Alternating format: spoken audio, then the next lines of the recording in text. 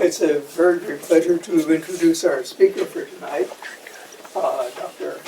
Pan Conrad. Her name is Pamela, but she prefers to go by the name Pan. After a career in music and video, her long-term interest in astronomy led her to take up a career in astrobiology and planetary science. She found she was making videos of the tremendous advances in planetary science, and it really reawoke her long-term interest in astronomy. Her undergraduate work had included a strong concentration in biology, and to complement that, she obtained a PhD at George Washington University in mineralogy, and also did her thesis work in association with the Carnegie Institution in DC, which does a tremendous amount of work on planetary exploration. In astrobiology, Dr. Conrad focuses on what makes a planet habitable, and she uses the evolving answers to that question to identify habitable spots on other planets within the solar system, with a particular emphasis on Mars. In planetary science, the other arm of her work, she focuses on how Mars came to be as it is today. In other words, what geological and atmospheric processes made it what it is today. In working on these questions, she's become an expert in a remarkable diversity of tools. She uses geology and geochemistry, atmospheric physics and atmospheric chemistry, and what we know so far about the evolution of the solar system. She also uses biochemistry and spectroscopy, both in the lab and in the field. One of the things she does is to identify extreme environments on the Earth that seem to resemble regions on Mars, and she makes measurements of those regions. And she's thought carefully, I think probably more carefully than most, about to what extent we can know whether a particular area on Earth is an analog of some area on Mars. To study what makes a region habitable, she's analyzed ice and rocks, and has even analyzed aspects of the deep hydrothermal vents on the ocean floor, where you have living beings and at high temperatures where you just wouldn't imagine, and lack of sunlight where you wouldn't think that was possible. She's the deputy principal investigator of the Mars Science Laboratory mission, and the investigation scientist for sample analysis for that mission. Now that mission is what landed the Curiosity rover on Mars. So she plays a major role both in organizing the collection of data by that instrument and in analyzing data from that instrument for scientific purposes. There's another mission called NASA's Mars 2020 mission, and in that she'll be on the teams for an ultraviolet spectrometer and for an environmental and meteorological sensing package.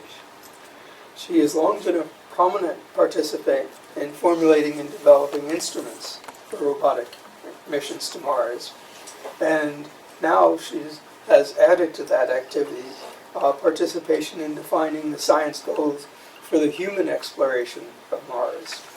Dr. Conrad.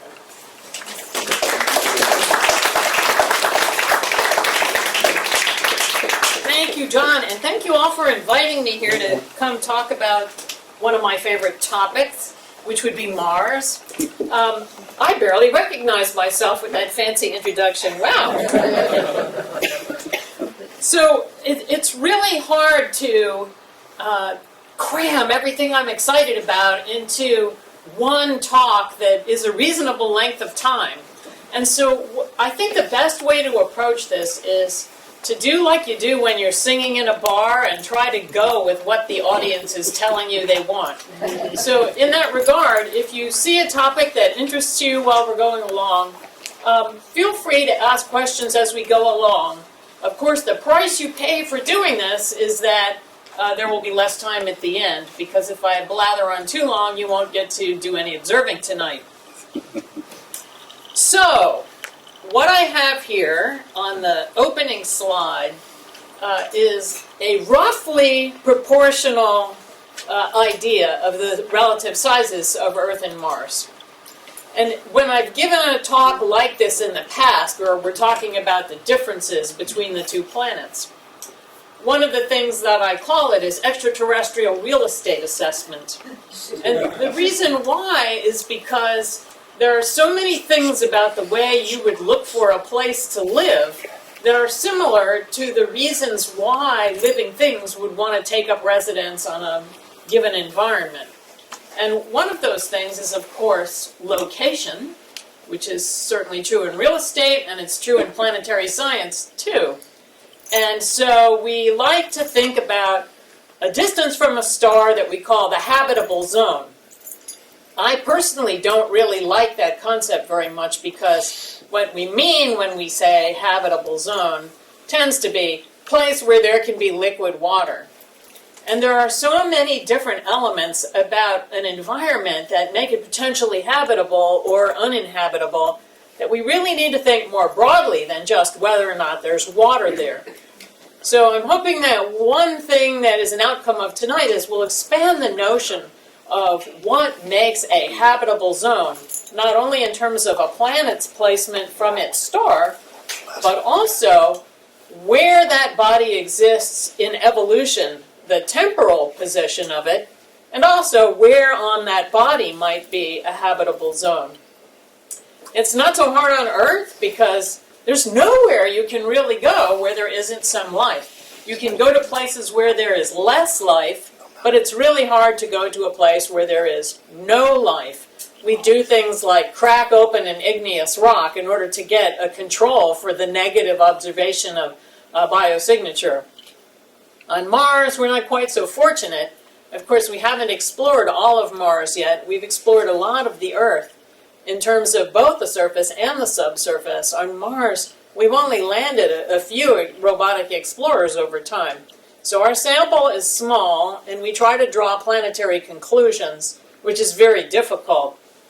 So what I'm going to do as I talk about Earth and Mars together as a system of bodies that were created at roughly the same time is focus this a little bit on why this is relevant in terms of whether or not life can emerge, and in the case of humans that are interested in exploring Mars, whether or not life can be sustained, even if it's not life that is indigenous to Mars. So, if you take a look at this environment here, this is one of the places that we've explored early on in the mission of the Mars Science Laboratory with the Curiosity rover. We call it Yellowknife Bay, and we went to this place, which was actually in the wrong direction from how we were going to explore Gale Crater on Mars, because we identified from orbit using the Mars's Reconnaissance Orbiter's high-rise camera, an area that looked like it was 3 different kinds of rocks that came together in a junction. And one of the reasons we like to look at a fixed sequence of stratigraphy on Earth is because it represents a lot of different moments in time. So we thought that if we went backwards to this spot on Mars, we would get to see 3 different moments in Mars history that looked like they would tell us something about the evolving conditions on the Martian surface. And we went there to ask this question. And so, to cut to the chase, we don't have an answer for certain whether anything can live there now. It doesn't look good, and one of the things we'll do as we go through this talk is talk about why it doesn't look good. But one thing we did find when we were there was chemical evidence of a past environment that was more clement than the present one. This is where it's really important not to get overly excited about stuff you read in Scientific American, stuff you read in the New York Times, stuff you see in all these kinds of magazines that say, Mars was formerly habitable. We don't know that. We see chemical evidence that it was more habitable than it presently is, but we don't know if Mars was ever habitable because it takes more than chemistry. It also takes physics, and it takes being at the right moment in time. And we'll talk about that a little more in a minute. if you look at this environment, this looks like a place you could walk out and see in Utah, right? I have seen many a place like this in the Mojave Desert. In fact, the first time I saw this, when the images came down, to me, it looked a lot like a place in the Mojave called Amboy Crater, which is a series of volcanic basalt flows, which I've gone to learn how to study desert environments where biosignatures are more cryptic than other areas. But as you will see in a moment, even in these kinds of environments, they're not that cryptic. This, on the other hand, is not at all cryptic. This is an area in Canada, in the Northwest Territory, as we're heading off towards the Llewellyn Glacier. And as you can see, there's lots of water, both in the sky and in the meandering river, and you can see all the greenery, the vegetative stuff along the sides.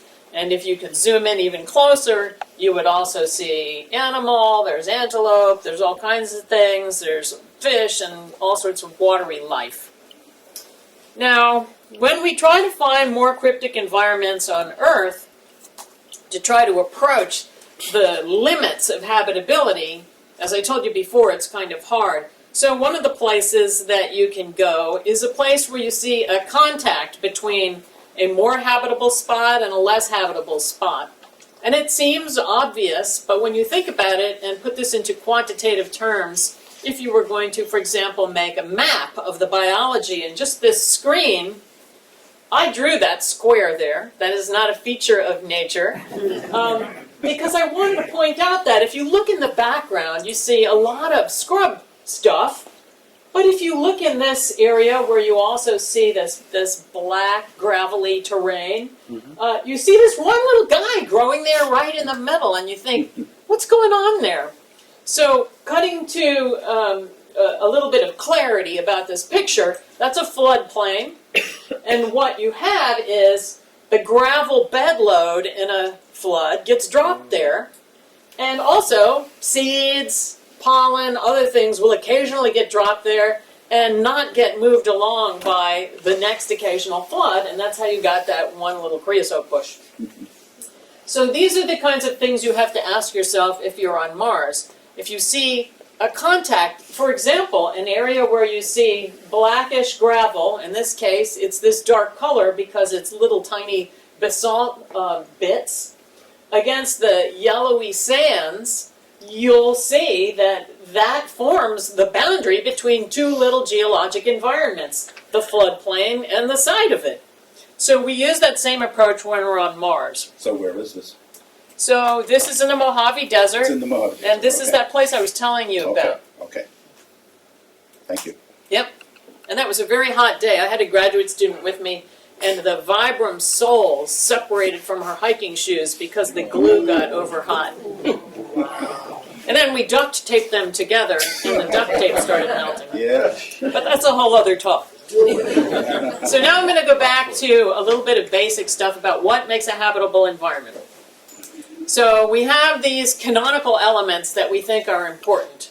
Carbon, oxygen, nitrogen. Sometimes we say phosphorus. Not all organisms need the same amount of phosphorus. Sulfur. They need to be in proximity to each other in the right ratio, and they all need to be close enough where they could react, and you need to have them all occurring at the same moment in time so you can use them. You also need a source of energy. So I give a couple of examples: sunlight, chemical food, even thermal energy is a potential source there. Water, because of liquid chemistry, I don't favor that as my favorite thing about water.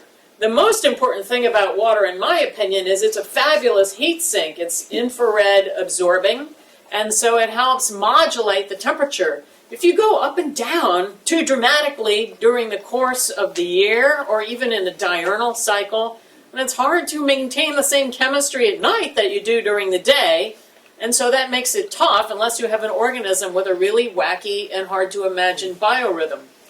So the thermal vector has to match up with the temporal vector so that you get the right conditions at the right time. And then, of course, the chemistry that I just talked about. So what you're getting here is that I'm a big proponent of understanding the physics of habitable environments. And since we already heard this once tonight, I will confess to you that in a former career when I made commercials, I actually made the Ginsu Knives commercial. I also did Royal Durasteel China. But again, that's a whole different talk. So there are physics requirements. Remember that one location? Being the right amount of distance from the star. In this case, Mars was in a bad location in the solar system because of Jupiter. And so it's a bad location because there's lots of debris from the planetesimals. They couldn't quite get it together to make a planet closer in from Jupiter because of Jupiter and the sun and this tug of war gravitationally. And so Mars got swacked with a whole bunch of large objects and didn't achieve the size that Earth achieved. And size is an important factor because it has a lot to do with how the planetary interior off-gasses, when it off-gasses, what the inventory of volatiles might be that are available to you to use if your life in other areas at the surface, at the atmosphere, and so forth. I consider dynamics a physical phenomenon. When I say dynamics, what I mean is how long is something stable before the system is perturbed? I like to use asteroid impact as a good example of a dynamical event that makes a really bad day for a planet if the planet is of insufficient size to be robust against that impact. Time, of course. How these things occur for the dynamics is one element of time, but there are other elements of time as well that have to do with what types of inventory might have been delivered at the primordial moment and what type of inventory might be delivered later. So the timing of even the chemical availability can be brought to you by large physical events.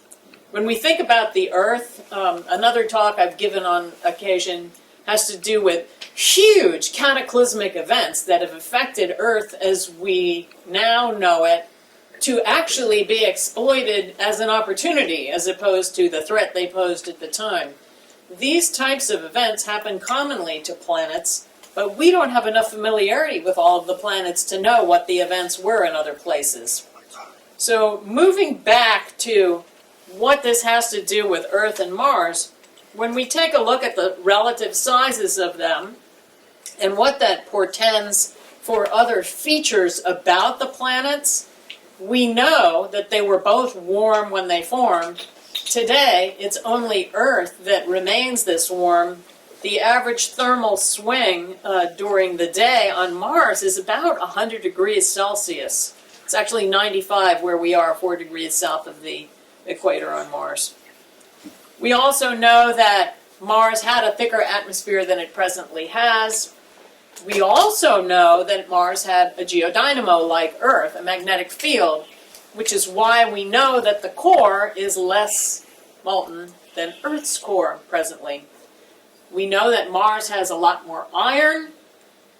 We think that Mars had early atmospheric loss, and this is on the basis of chemical analysis of the atmosphere, where we see fractionation of the stable isotopes of inert gases that imply that atmosphere was lost early because the Mars atmosphere isotopic ratios of these elements like argon, krypton, and xenon is very different from unfractionated solar wind. And we take the solar wind to be the value of the primordial distribution of the noble gases and their isotopes.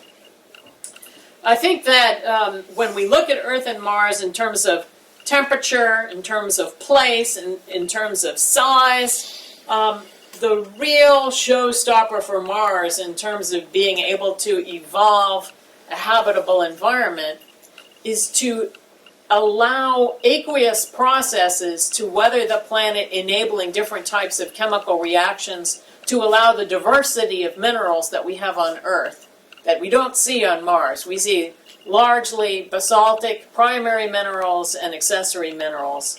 We do see some aqueous alteration minerals, but they stopped happening at a certain point in time. And so what we can say is there may have been more diversity at one point, but we don't know, because we are in a space on Mars with our rover right now that is of a particular age that's younger than the deep past on Mars. We think that, yeah, Is the reason Mars appears red due to iron oxide? yes. Yep, Mars is covered with rust. And I'm going to get to that in just a second, because the way we got to the rust is kind of scary. So when the solar system got formed, Earth and Mars were made at the same time. They had the same inventory of stuff. And then when we had the late heavy bombardment, which was about 4.1 to 3.9 billion years ago, we think that Mars was not able to recover from that. And we think it lost its geodynamo, and hence the galactic cosmic rays and solar energetic particles were able to really act to rip away the Mars atmosphere. And so, whether you believe that there was a late heavy bombardment as a discrete event, or whether you think it was just a pulse over many pulses of asteroid impact, which is an alternative hypothesis, some big bad stuff happened impact-wise, and we see the cratering record on Mars, so we know that to be true. And it lost its geodynamo, lost a lot of its atmosphere. And we think that that same level of impact probably happened on Earth and on Venus as well. We don't see good evidence on Earth because we're such a dynamic planet. We have subducted everything older than 3.8 billion years, so we don't know what happened then. The thing is, the moon forming impact was really early after we were made, so that doesn't count, unfortunately. On the other hand, the good news of the moon forming impact is it really helps stabilize Earth, both with respect to the timing of its rotation, and also as we transferred angular momentum and we slowed ourselves down a little bit, we have an Earth-Moon system that stabilizes us in a different way than is available to Mars. And a lot of that has worked out well because many of the size impactors that hit Mars, we believe, have not hit Earth. But again, we have no proof. This is theory. So, did I see a hand? Yes. I was wondering how the late heavy bombardment would have stopped the Martian geodynamo. Geodynamo. No, I've always heard there that it was probably because of Mars's smaller size and thus the larger proportional surface area relative to its volume, allowing it to cool off faster. So we do think Mars cooled faster, and one of the reasons that we think that has to do with the inventory of volatiles that we see in evidence on the surface. One of those is chlorine. Okay. And we think that chlorine is a more dominant volatile in Mars than on Earth. And we also think that what might have happened is possibly enough remelting so that you could blow off light elements, and then you wouldn't have retained the light elements if you lost your geodynamo after you remelted, because you cooled really fast, you didn't have that liquid core to keep convecting and generate the field, and you got this catch-22 situation, this positive feedback loop, because once you lose that and your atmosphere is vulnerable, you pick off the light elements first. Okay. And so not only do you pick off the light elements, then you pick off the light isotopes of the heavier elements. So you really skew the chemistry, and then there's no going back because you've degassed everything. And you can't get that stuff back. Unless you re-deliver it by, say, comets or something like that. So I'm going to switch gears a little bit to keep things moving along, because time is passing quickly here. I want to show you some of the extreme environments I've gone to on Earth. And what you see here is on the far left panel, this is an old subglacial volcano in Svalbard It's called Svartfjellet. And what is interesting about this place is as the basalt weathers, you get these little blebs of carbonate that look exactly like the blebs of carbonate that were found in the ALH 84001 meteorite that was very controversial back in 1998, 1999, because it looked like there was a little wormy-like feature in it that Dave McKay at NASA Johnson thought was life. The meteorite subsequently was shown to have a lot of terrestrial contamination in it, making it impossible to then make a definitive statement about whether or not it had Martian life in it. So ALH 84001 remains controversial, but this is a good place to go to because we see in this these carbonate blebs here a bunch of organic material that is also associated with the weathering of the basalt to make the carbonate, and this is non-biological. So what that means is there is a mechanism for making organic materials, even big globby stuff, that is not biological. And this was a paper published by my colleague Andrew Steele. Actually, I was part of that in 2012. And so that gives us a mechanism by which you could generate molecular species that we tend to identify with life on Earth that are not necessarily associated with life. If you look at the panel up at the top, the one popping up like that, that's actually not snow. This is Badwater Basin in Death Valley. And what happens there is after you get periodically inundated with rains, you very, very quickly have chemical precipitates of salts. And that's not what's interesting. What's really interesting is as soon as you make these salts, they get populated with mixed layered microbial communities that start photosynthesizing.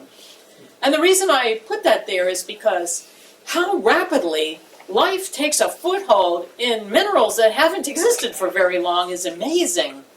And that's important for letting us know the pacing by which life co-opts an environment and exploits potential habitat. The picture just beneath that and to the right is a place called Battleship Promontory in the McMurdo Dry Valleys of Antarctica. And we went there also. I took a team of 9 people to test some life detection instruments because the Battleship Promontory is famous for mixed layered microbial communities that live inside sandstone. And that's interesting because there's no other life that's there, not a dot. And so we can understand how the chemistry of the life living inside the rock conducts itself without looking at the overprint of predators and other kinds of biology, except for us, which is a whole other story. We take these analog environments on Earth. Hold on one second. I'll just finish this sentence and then I'll take your question. We take the analog environments on Earth and we compare them to similar features that we see on Mars. One of these is a picture of Mars and the other is a picture of Earth. And the one on the top is Victoria Crater on Mars. The one on the bottom is at a place in a very northernmost part of Svalbard called Nordaustlandet, and that's called Palander Canyon. Even in that place there are mixed layered microbial communities in the rock because the rock is porous enough to host them. And you had a question. Is the bacteria you just mentioned anaerobic? So that's an excellent question. I don't know if you can hear that. She asked, is the bacteria anaerobic? And so the answer is, it depends. So in a mixed layered consortium, some yes and some no. But the basis for the community can be photosynthesizing, which are facultatively aerobic, or it can be lichens that have what we call chemolitho autotrophic bacteria, which are actually breathing the metal in the rock. In the case of the Antarctic rock, you see both in different places, and what commonly happens is this really cool cycle where wind abrades and pounds on basalts called dolerite basalts, and it splooges off dusks of basalt, and then iron 2+ is distributed as just part of the dust, and it lands on top of the sandstone, and then the microbes that do iron oxidizing metabolism take that Fe2+, They use it to breathe. They make Fe3+, and then the Fe3+ makes this brown coloration on top of the rocks, and then the gas from the layered community exfoliates the rock. And that's actually how they discovered the microbes in the rock, because the rock kept losing its skin. It's really pretty interesting. So now, a selfie. So this is not our very latest selfie, but I like this one because some of our other ones are not as close up. And the reason I wanted to show you this, because I'm going to brag now, this part here, with these little cans poking out the back, is something I actually made. And so I love to look at this because I can see something that I actually practically killed myself over for 5 years sitting there on Mars, and it makes me feel good. What that is, it's called the organic check material. And it's 5 cylinders that are hermetically sealed, and they contain a porous silica medium made by a company in Sheffield, England. It's 33% porous with interconnected stuff. And we've doped it with 2 different compounds that have different vapor pressures so that we have a marker compound in there. The idea would be that if we ever thought our drilling hardware were contaminated, we would then puncture one of these cans, sample this exactly the way we sample a rock on Mars, dump it into our mass spectrometer, which is called Sample Analysis at Mars, or SAM, and then do a truth test. So these 2 little inlets, there and there, those are the inlets to SAM. This guy over here, this other inlet, is the powder X-ray diffractometer, known as ChemIn. Okay, I got to pick up the beat here because I'm talking too much. This is Gale Crater, where our mission is exploring. And Gale Crater is right near the equator of Mars. It's just a few degrees south of it. And the little ellipse that you see there, this guy, is where we had predicted we would land. And we hit it like dead center. And where we've been going is this way, this way, this way, and then we're heading up the mountain. This big globby thing in the middle, which we call Mount Sharp, informally, it's actually called Aeolus Mons in the formal terminology, is important because it shows many different layers of rock over time, so that's more history that we can look at. So as we've been exploring, remember I told you we went backwards to look at the first place? So here's where we landed. Ray Bradbury died just around the time we got there, so we named the landing site after him. Then we went backwards to the feature of the rocks I told you about. And there, I've got a couple of landmarks on here. And then this is the path the rover took. Some different sites. Now the mountain is here. But before we can get to the mountain, there's like a moat of sand called the Bagnall Dunes. So we're traveling, looking at interesting rocks as we go. And where we have been is here, the Murray Buttes, and we are crossing and heading up to some hematite, which is rust. And I'm going to show you that shortly. But first I wanted to show you the 3 different types of rocks that made us want to stop and smell the lithofaces, as it were. Here's us, that little silver thing in the box. This is a picture taken by the HiRISE camera on Mars Reconnaissance Orbiter. You can't just do one thing by yourself. It takes a whole bunch of missions working together to do this. And so just like you have an interdisciplinary team, we have an interdisciplinary team of hardware as well. And that's why we have to keep doing more missions because, for example, not only does the HiRISE camera help us plan where we're going to go and do a little bit of spectroscopy in advance to predict the interesting areas to explore, it's also our comm link to Earth. We only have one direct to Earth link each day because the rotation of Mars and the rotation of Earth. It's so expensive to do this mission, we really need to talk to Earth and Mars a few times a day. We only send up the instructions once a day about what we want the rover to do the next couple of days, but we take down data 3 or 4 times a day. And we need the satellite to be the relay to the deep space network so that we can keep the communications pipeline going. So you can see this stuff looks different. than this stuff, and that looks different than this stuff, right? So you stare at this stuff enough times, that's how you make the geologic map. You just color the different looking stuff differently so that you can begin to look at trends in the patterning of the colors. Are there any geologists out here? So when you make geologic maps, that's how you do it. If you're not physically there, you take imagery and you just start using colors, and gradually the pattern emerges and you build a stratigraphic column and it tells you what has happened over time.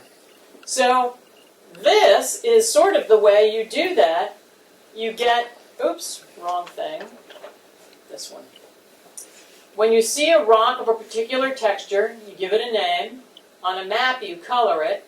So there's this reddish stuff that looks like it's perfused by sandy and silty stuff, and then this grayish stuff up here.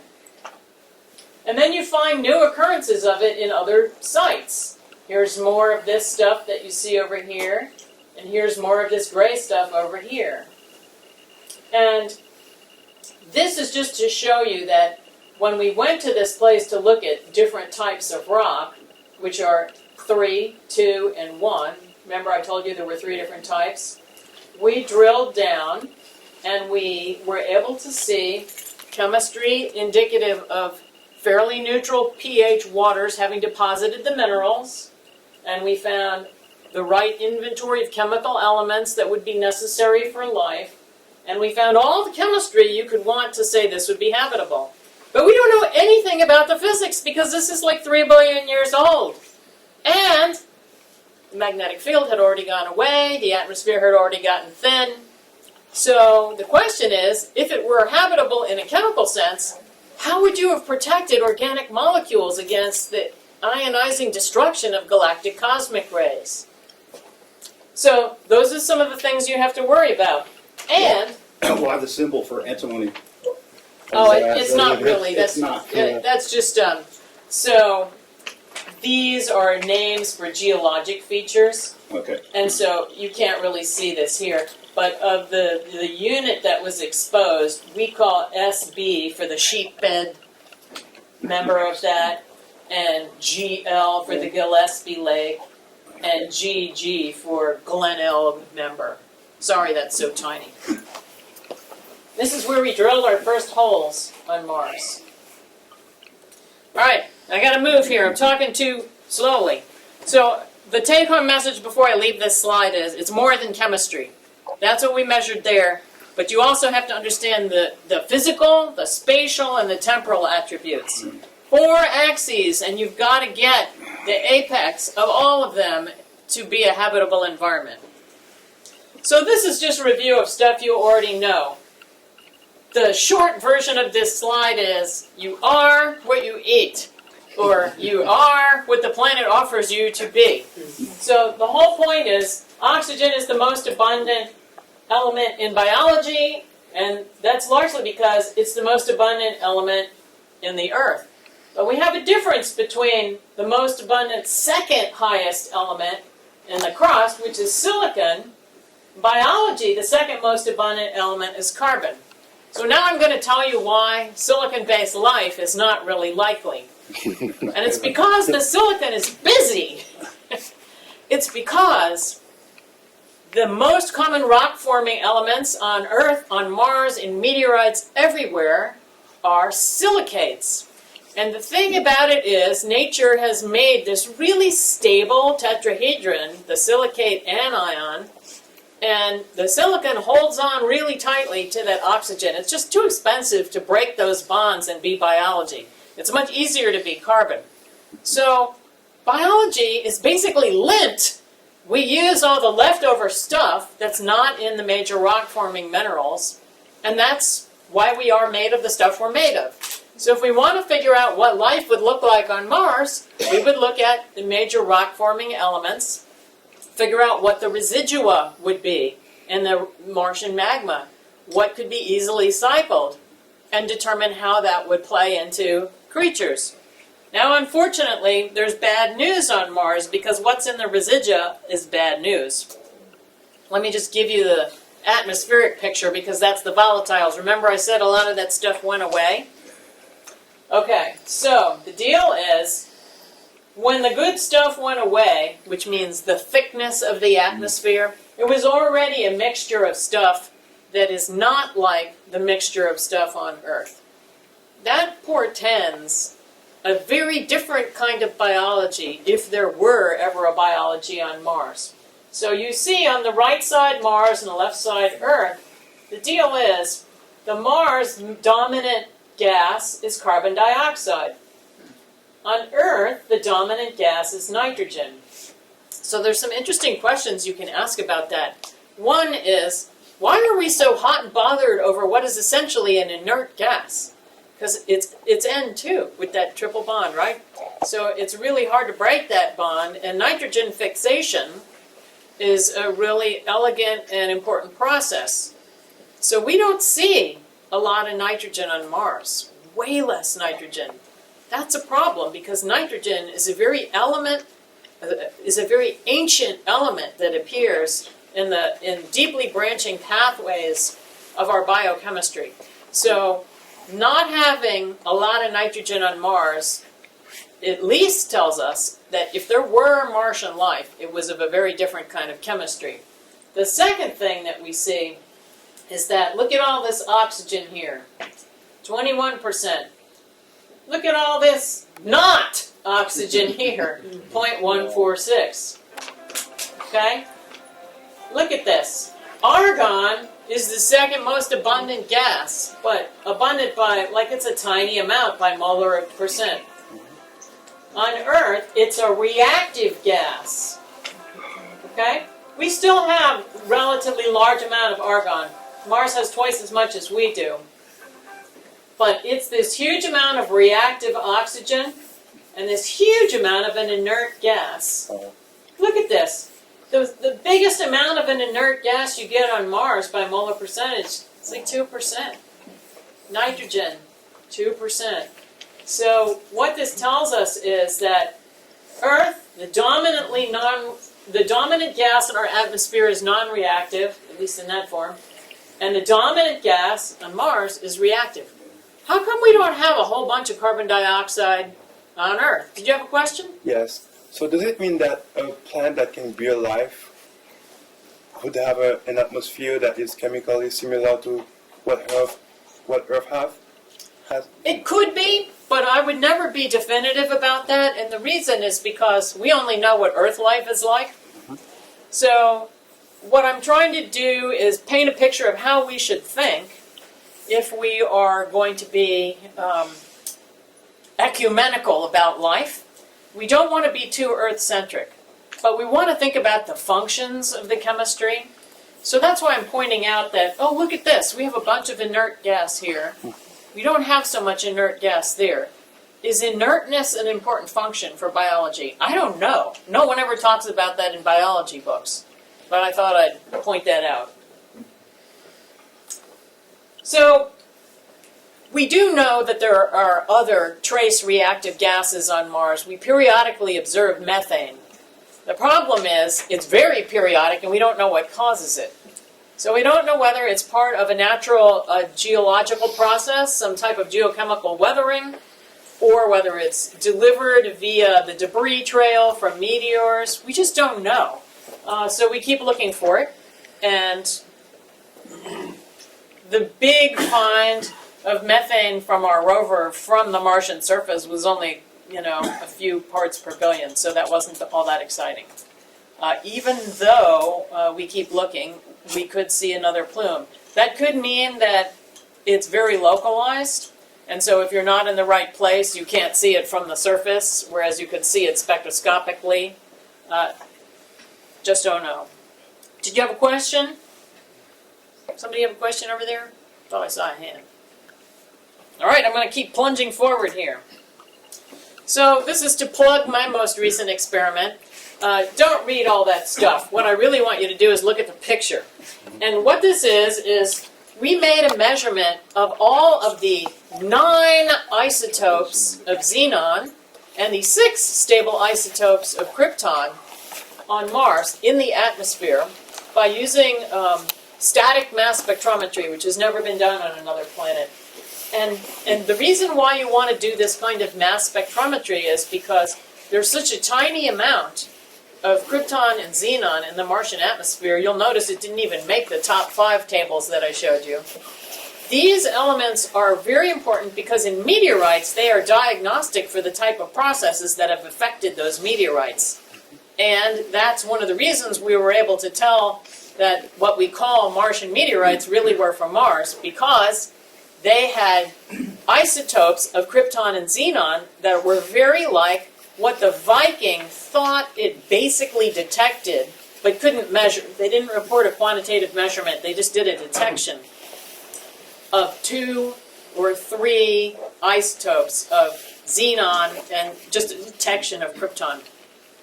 That was enough to allow us to identify in Martian meteorites this ton of one of the isotopes of xenon that disappeared very early after solar system formation, xenon 129. And that is what we now call an extinct isotope because it disappeared. We saw a whole bunch of it in the Martian atmosphere that we don't see in the Earth atmosphere. So what that tells us is, A, remember that part about Mars degassed really early because it cooled too fast? All that primordial xenon is the clue that happened. We don't see it on Earth. We call it the big missing xenon mystery. So what does that tell us? It means it's probably still trapped inside the Earth, which means that, maybe we didn't have as big a deal responding to the late heavy bombardment. Maybe Earth wasn't directly in the path as much as Mars was, but maybe other things about Earth stabilized that xenon and it's still down there. So this is a new paper, that's why I'm plugging it. So these little things that are popping up there are to show you that there's a really weird interaction with the Martian surface and the atmosphere. And that's another thing about dynamics. It turns out there's not way too much, there's a little bit more of light isotopes of both krypton and xenon than one would predict on the basis of what we see in meteorites. And we couldn't figure out why it was in the atmosphere. So we developed a model which says that the cosmic rays hit certain chemical elements, bromine and barium to be specific. When that happens, a neutron is ejected from them, and the neutron is captured by the next lowest isotope number of krypton and xenon, and it makes more of the low isotope krypton and xenon because they stole this extra neutron from the bromine and the barium. Well, So if you add a neutron, it makes it a higher, heavier isotope, not a lighter one. So you're right, but what happens is it used to be bromine, but now it becomes krypton. So it's a light isotope of krypton that forms from a different isotope of bromine. Add neutrons to bromine to make it from krypton. So what happens is that the bromine loses a neutron. I'm sorry, I said it the wrong way. The bromine captures a neutron, and then it becomes krypton. And the barium, same thing, captures a neutron from the spallation event. Lose an alpha part. There is an alpha and a beta decay in there. I'm not going to go through the whole process here, but yes, that's right. And those particles create other cascading events. But the take-home message of it is, you can make more inert gas than you think by capturing neutrons onto a substrate of something else and then making more inert gas. So, enough of that diversion. I want to talk more about the physical. Was there another question? Yes. Well, would the krypton and xenon just go off into the atmosphere then? No, thank you. That's you brought up something I should have said. What I was thinking, listening to your description there that there would be a shielding effect. It sounds like you would only get this in the uppermost layers Exactly. surface, and if you drilled down, you would see a difference in the isotopic composition. That's exactly right. And so what happens is, first of all, we don't know how to drill more than 5 centimeters Okay. right now, but we're hoping to do better in the future. So you're exactly right. So the question is, how does this get into the air? And so we think that what is happening is a model that was proposed by a guy named Rao back in 2002, which suggested this would happen. And what we think is that we have observed this in the atmosphere, but it requires that you garden, and that is always happening. There's impact all the time. So that happens. Can you just like shift that a little bit? I can't see him. Thanks. Okay. So what happens is you garden by impacts of meteorites, Okay, sure. and you also garden by impacts because there's such high wind there. The particles that have already weathered rock then Okay. re-weather, and it releases it into the atmosphere. Okay, and what would you see the difference in composition then in the 5 centimeters that you could drill down? And No, have we you don't, tried and to the do problem is we can't look at evolved gases from solid samples the same way that we can look at the atmosphere. that? Oh, sure. Because if we did static mass spectrometry, all the reactive gases would make the pressure too high and we would break ourselves, Oh, which is too bad. yeah. Because I would love to do that experiment, but sadly we cannot. So, John, can you tell me how long I can go? Roughly an hour, but we're flexible compared to most places. Okay, I just want to know how much more time to take.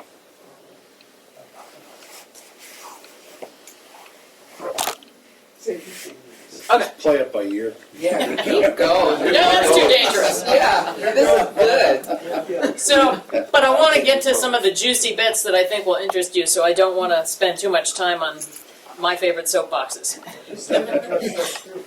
What's that? This stuff interests us too. Yeah. Cool. So here's my main thing. We talk too much about chemistry and we don't talk about the physics that enables the chemistry. And this is really, really observable in the Earth. For example, you know how we at NASA have called our program for years Follow the Water, thinking that as we get closer to where the water is, we'll find other features that will tell us something about the possibility of life. So the problem with following the water is that we have focused too much on chemistry, and we keep discovering water on Mars, but we need to discover the other environmental attributes that are enabling. So I've just listed a whole bunch of them here.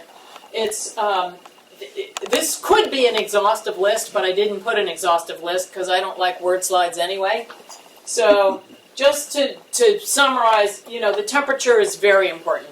The partial pressure of gases. Just think about Henry's law and being an organism, and just suppose the certain volatiles, they go out of your cell membrane or your cell wall or whatever you got going on there. How do you get it back? There is no gas exchange, there's just gas loss. So the partial pressure of environmental gases that could be biologically useful is really important. So elevation and temperature are kind of wound into that, so you have first order things and second order things, and they all feed back onto each other. Solar radiation is also interesting because Mars has further down into the UV than Earth does, so we have more ionizing sources. And one of the things that's really a big deal on Mars that we didn't know about until Phoenix landed is the real global distribution of perchlorate. So perchlorate is very oxidizing. When Phoenix found it, we thought, oh wow, it could be potentially rocket fuel contamination from hydrazine. It could be a byproduct.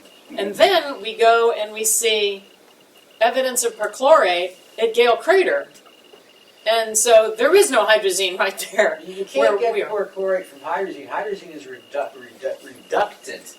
Perchlorate is a strong oxidant. You cannot have them present simultaneously. So there is a reaction pathway that happens with the degradation of hydrazine fuel that leaves you with a perchlorate ion. And I don't know all that reaction path. I know from nitrogen and hydrogen, I can't figure out how this happens. Yeah. But there's got to be some other trace stuff in there, and I don't know enough about it to tell you what that is.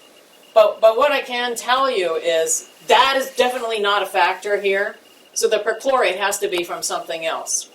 And we do know that Mars has chlorine because we see the chlorine in Martian meteorites. And so the question is, how does the chlorine cycle through Mars, and how does it partition into all kinds of different phases on Mars? And the reason why that's become especially important is we have seen dichloro and trichloromethane on Mars with our instrument. And so the question arises, do we make that when we pyrolyze it, given the water vapor that is also available to us in some of the Martian minerals? Or is that native, that chloromethane? It turns out when Viking landed, and Gil Levin's Viking biology experiment saw chloromethane, I think they saw dichloromethane, if I'm remembering right, they thought it was a contaminant from the cleaning materials. We don't think it was. We think they really saw it. And so this is not necessarily evidence of life, but it is evidence that you can make an organic molecule and have it be stable on Mars. The problem is, when you chlorinate it, that's evidence that there is a lot of oxidizing happening on the Mars surface. And it turns out that if you get a lot of oxidizing happening, it doesn't have to be from water. It could be from perchlorate, it could be from hypochlorite, it could be from other ionic and active phases of chlorine. We haven't been able to see a lot of them yet, so we don't know what those are. You can actually make perchlorate from table salt by progressive oxidation. That's the way that makes it snow. Yep, let's not. Yeah. Yeah, and on Earth, perchlorate is a disastrous environmental hazard. Yep. And it turns out that on Earth, we also have biology that has evolved to take advantage of this. We have perchlorate reducing bacteria. And what's especially interesting about those is they're desiccation resistant and radiation resistant, and you find them in places like the Atacama Desert. So one interesting little sidebar is that when we measured the isotopes of chlorine on Mars, it's remarkably light, way lighter than the lightest chlorine isotopes that we see in the perchlorate environments of the Atacama Desert on Earth. So is that a biosignature of ancient Martian chlorine metabolizing organisms? I don't know. I don't think so, but it's just sort of an interesting thing. So let me talk to you about radiation. The reason why we think radiation is important is not just for its potential to degrade organics. We also think it might play a role in the generation of this perchlorate. One school of thought is that the perchlorate is made in the atmosphere by radiolytic processes. There's a paper by Kim et al. It came out in, I think, like 2013 or 2014, proposing such a model. There have been other models, one by Catling et al., which is an older paper that talks about potential perchlorate formation processes in the atmosphere, and that paper has not been well received in the community. This radiolytic production has also been proposed and has gotten a better reception. I don't remember all the steps in the reaction to produce it, but the reason why that's important is if the perchlorate rains down, then it's probably globally distributed. And because we've seen it in the close to the pole region with Phoenix and the close to the equator region with Curiosity, the potential exists to have perchlorate in the dusts more globally. And that would make it very difficult to grow potatoes in the Martian soil, even if you added poo to it. So that's relevant as we talk about preparing for human exploration, because if we are going to do in situ resource utilization, we would want to know what can we do with the Martian surface materials. It's not soil sensu stricto like the way we have soil on Earth, because there are no humic substances in it. But the fine-grained regolith that one would use as the substrate, you'd have to do something with this perchlorate or other oxychlorines in order to be able to use it for agricultural purposes. How much perchlorate is there? Just a trace amount, or is it actually a significant amount? Well, you know, it's not a trace. It's measurable in the couple of percents by the instruments that we see pretty routinely. A couple percent? Yeah. That's a lot. Yeah. So the question is, does it tend to partition into some phases that are more readily available in certain areas of Mars, which can then be converted to perchlorate or not, and we don't know enough yet to know whether that's the case. But because we did see a good release of chlorine when we studied the sands and the dusts, our suspicion is that it's globally distributed. I want to show you how physics works in two ways, which is really interesting. So what you see here in these two curves, get this so I don't shine it in my eye by mistake. So the red jaggedy line is the total dose rate of ionizing radiation measured by the radiation assessment detector on Curiosity. And you see this cyclicity to it. And the blue dots are a measure of atmospheric pressure. And so what you see in this anti-correlation is basically when you got thicker air, you get less radiation, and when you get thinner air, you get more radiation. And that's a very visceral demonstration of the effect of this thin atmosphere and its inability to protect you from the ionizing radiation. So what that means is very challenging environment if you wanted to have life at the Martian surface. You'd probably have to go to the subsurface. And that's not a totally crazy idea. Where's the air going when the pressure drops? Is it actually condensing onto the ground? Aha, great question, and yes.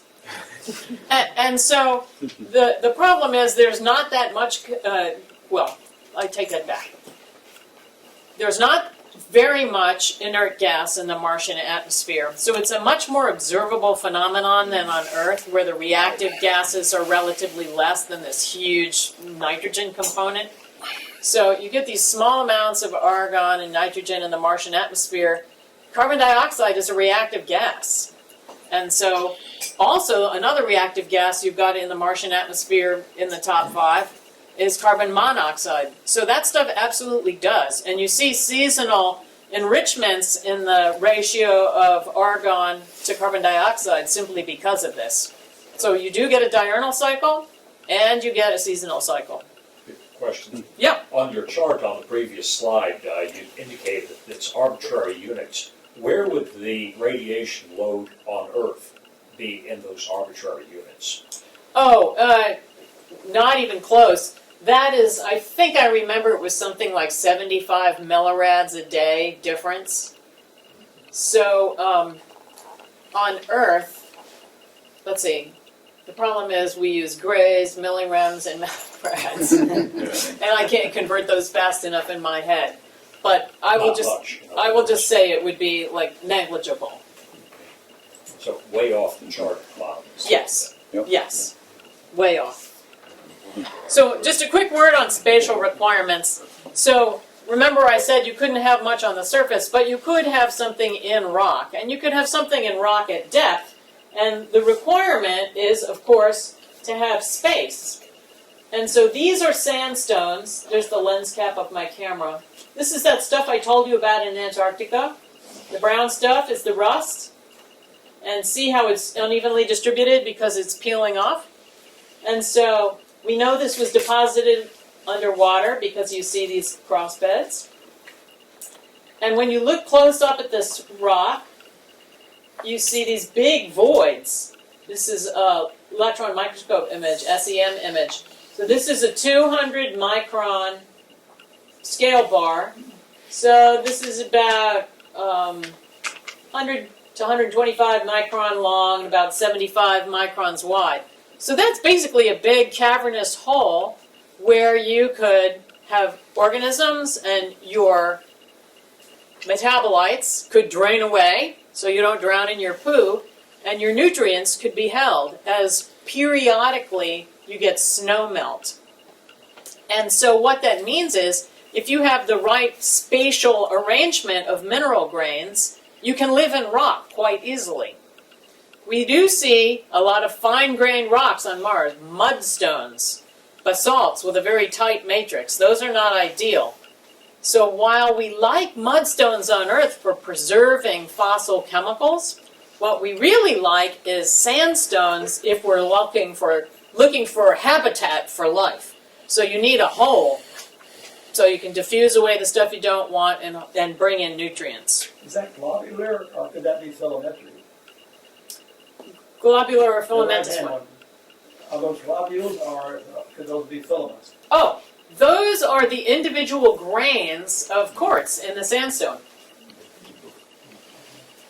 So that's a clean piece from inside. There's no real identifiable organisms in this. I do have some other slices from closer up to the surface. It's really only the top 2 centimeters or so.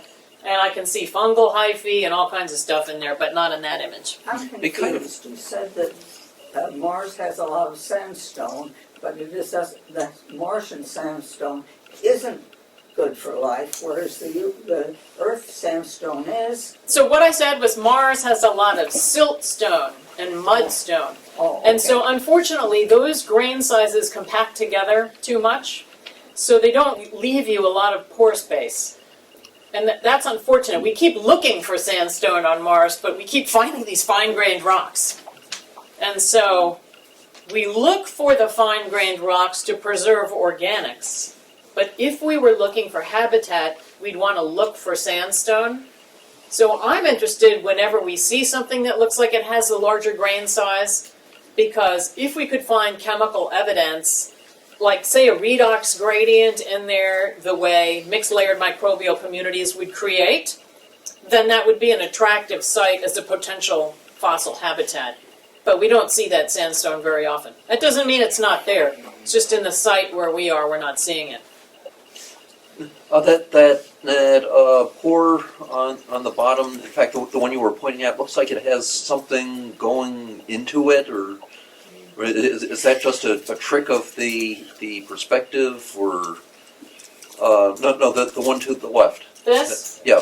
I think it's just like an odd angle, and also, aqueous alteration happens in there, and the crystals get kind of moth-eaten. Okay. Yeah. So, almost done here.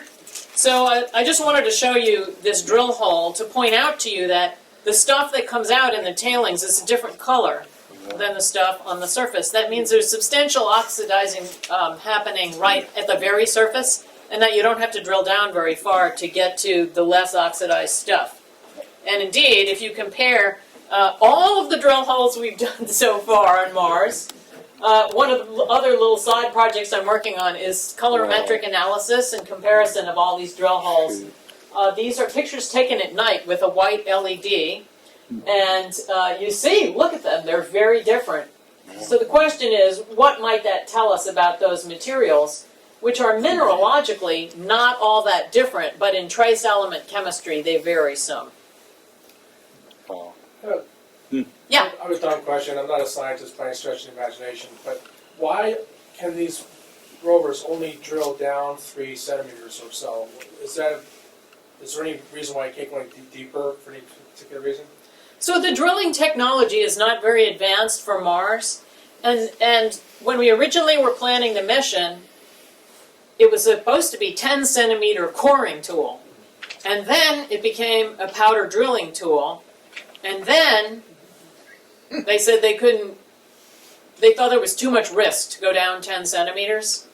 I yelled a lot about it because I was afraid we wouldn't be able to get much protection against radiation and we wouldn't see anything very juicy, metaphorically speaking.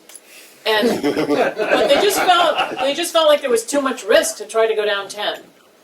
So the problem is that actually the radiation models that have evolved since we launched and landed have told us that you'd really need to go down even much deeper than 10 centimeters to get protection. So 5 centimeters, 10 centimeters, it doesn't make any difference, but we're just kind of not there yet. The Mars mission that ESA is putting together, the European Space Agency, has a drill that the Italians are making that supposedly can go down 2 meters. Wow. So it's not there yet. We don't know if it's going to happen, but that would be really cool. Yeah. So what I want to show you about this is where we are now and where we're headed, so I can finish up here. So these are just some of the stops I showed you before, and the Murray Buttes, and where we are is we're like right about here right now, and where we want to get to by the middle of 2017 is this hematite unit here, because that represents a big change in environment during the evolution of Mars. We want to know what pulse of water created the deposition of all of that rust. And then beyond that, there's even more interesting things as you go younger in time, up. This is how we'll go. But right now, we're only funded to get to there. I mean, based upon how far we can travel and what we think we'll be doing. Well, what kind of rock is the Murray Formation? We list hematite and clay explicitly there, but The Murray Formation right now is largely basaltic stuff, Okay. and it's just what we have named the stuff we've Yeah. been traveling on. right. But I was asking because you had Murray Formation, then hematite formation, and clay formation. Then okay, so Right, and the reason why we do that is No. because No. the Murray Formation is not a distinct mineralogy per se, oh, okay. but the clays and the hematite and the sulfates, which are even higher up, we can see by spectroscopy from the Mars Reconnaissance Sure. Orbiter that those are modally different percentages of other kind of minerals. And so that's why we want to get to them. So we call the stuff that we're on Murray Formation stuff, Sure. and when we get to the next unit, we'll know we're going stratigraphically up. Okay, but it's mainly a basalt rather than Mainly like a clay basalt, or that's right. sandstone or something like that. With some variation in the percentage of silica, but mostly a basalt. Sure. Yes, what's your question? Is that picture, I mean, is a real picture of the moon or it was an infrared picture? Oh no, it's a real picture. Or And this is just what those units look like as you look at them from our mast camera. So hematite unit up there. And beyond. And this is also a real picture of the sunset on Mars. So in case you want to get more information than we have time to talk about tonight, I've listed 3 websites there. That is also a real picture. That's the Bagnall Dune Field when we approached it. It just looks a lot lighter. It's gray in this because when we took this, the sun, it was very high sun angle. And so that's real sand. Those are the links. And if you've no got... wonder you didn't want to cross it. Huh? No wonder you didn't want to cross it. Yeah, because we don't know what'll happen to our wheels. Yeah. We don't want to get stuck.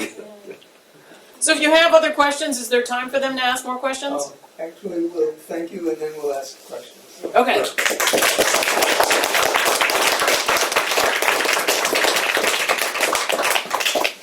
Are there some more questions over here? Does the pitch, the angle of incline, pose constraints on where you go with this thing? I mean, Great is it able to question. proceed uphill? Yes is the answer. And not only does it pose that kind of constraint, it poses several constraints. So for example, our instrument will not operate with a tilt or a pitch of more than a certain number of degrees. It's like 15 degrees. If the rover is more than 12, we won't put down the drill. We'll readjust until we're not tilted. This isn't the rover that's dragging a wheel, is it? This must be the other one. No, the one that's dragging the wheel, that one doesn't go anymore, sadly. That was Spirit.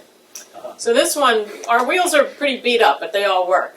So we not only have to worry about that constraint for operation of instruments and operation of the drill, but also for comm.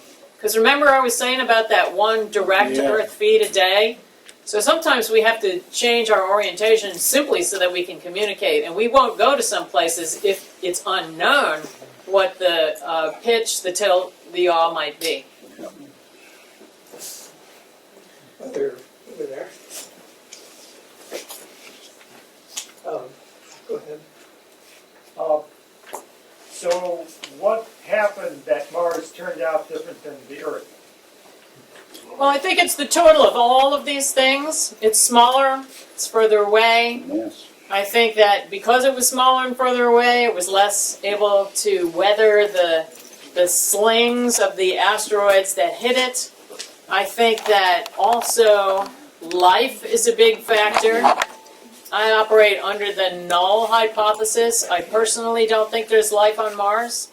I'm open to the possibility. And so that could also be a very big difference in the way the surface looks. So those are So some. you're thinking things like on Earth, that first bacteria completely changed the atmosphere of the Earth from methane to oxygen, things like that. Well, a lot of people do think that microbes, cyanobacteria, were responsible for the rise of oxygen. We don't know that for certain, but there's a lot of support for that theory. So it could be life, yes. Nancy? I happened to have heard a talk by Levin yesterday, and he still very strongly feels that he discovered life. Could you tell me could you explain the experiment and why his explanation was rejected? Not the details of the experiment, I understand those. I just want to know what they think they found. Yeah.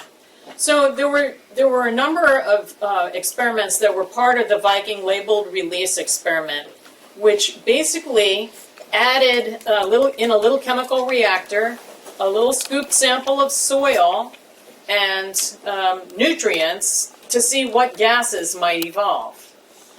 And so the observation was the release of gas. And it was the gas that was labeled that was part of his sample. Now the thing is, you can get that same release of gas, whether it's labeled or whether it's just effluent, the way we see it with SAM, because there is an extremely reactive oxidant there. And so in the time of Viking, that's when we got the proposal that there was an unknown oxidant, which we often hypothesized was peroxide or something like peroxide. And there are still some people who think it is peroxide.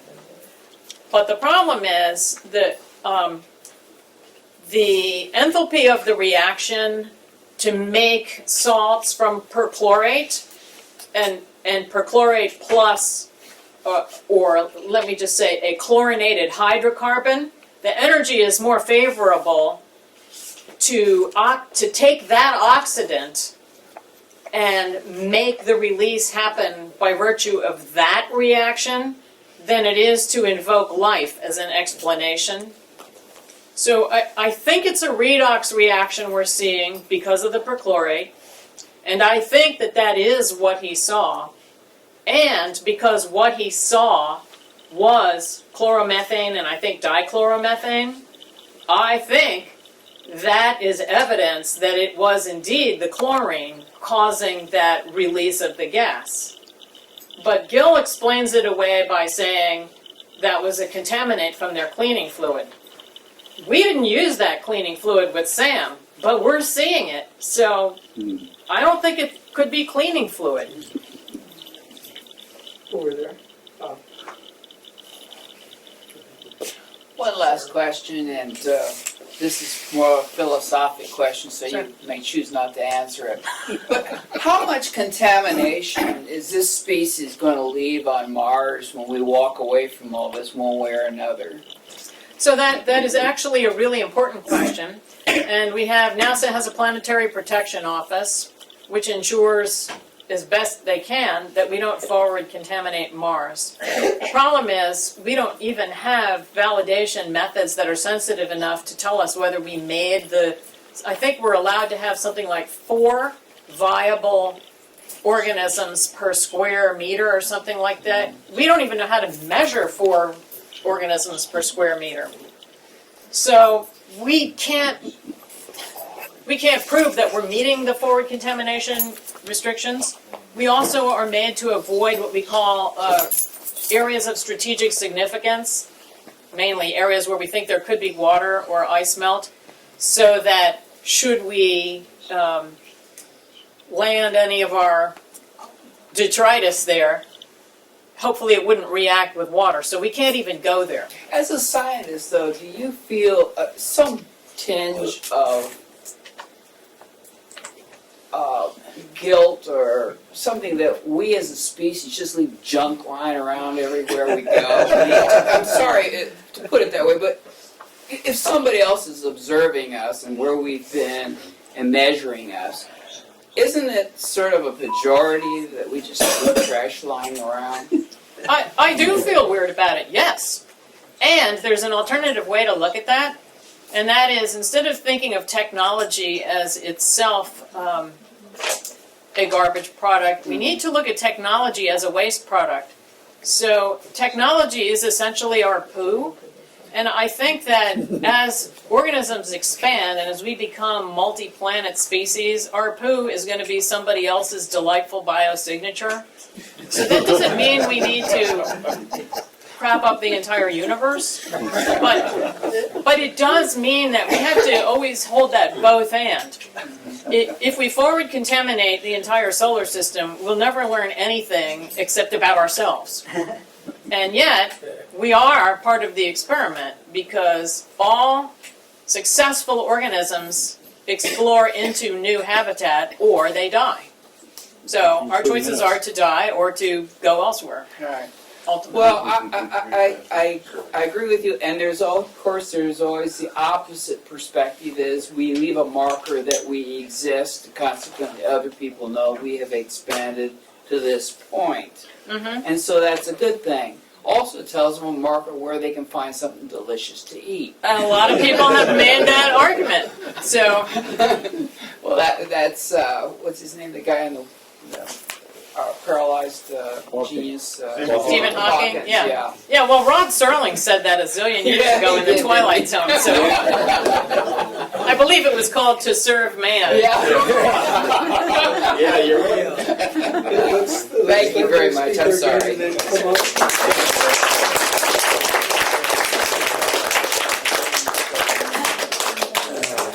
As we